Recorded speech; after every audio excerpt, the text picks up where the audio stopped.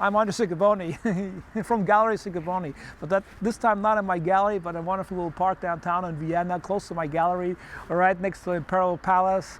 A lot of wonderful palais, a lot of people are out here today. It's wonderful weather. And we decided to take Noel Hart for a little walk outside in our park. This is a Noel Hart piece I decided to take along. And actually I have a lot to share about Noel Hart's art pieces.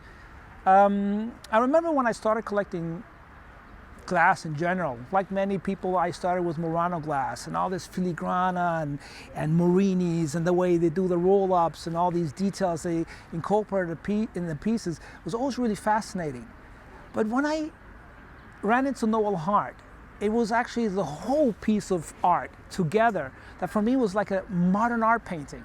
And the whole concept was just so moving. It was really satisfying to see a piece from Noel Hart.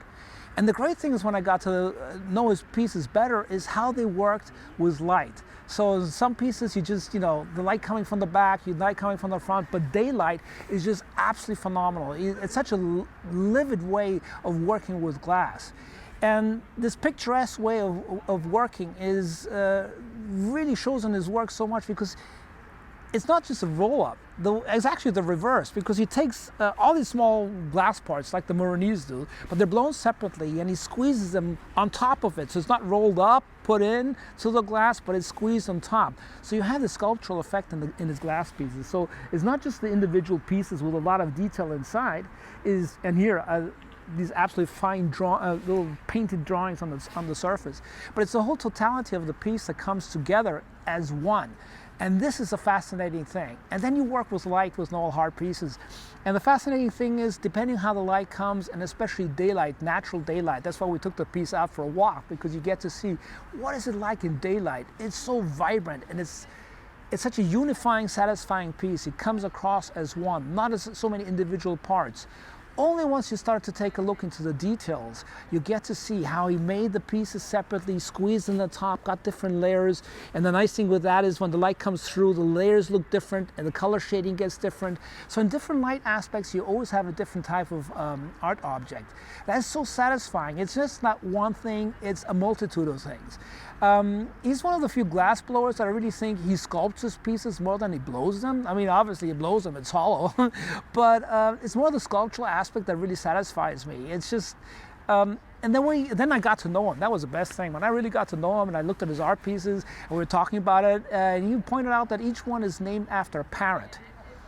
And that just was fascinating, all this kind of liveliness of nature in a piece, and each piece being represented by a parrot. And then you actually look up the parrot on the internet and you see where he got his inspiration from. It's like, it's not identical. That in art, I don't think that's a prerequisite that it should be identical, but it's a nice kind of reflection of what he sees, and you actually can recognize, oh wow, this is this parrot, the hanging rosella, for instance, and you look at his piece, and there's a correlation.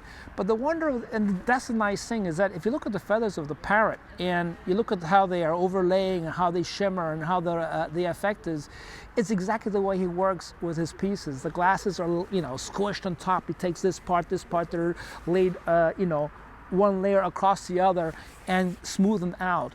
And then you get this absolute fantastic depth of the piece.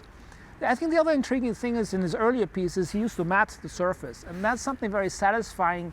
When I looked at the Murano pieces with all the confusing little different parts inside, they were always glossy surfaces. So when the light came, it was sometimes confusing. You saw the back, the front always was like on one level, so your eye couldn't catch this wonderful detail.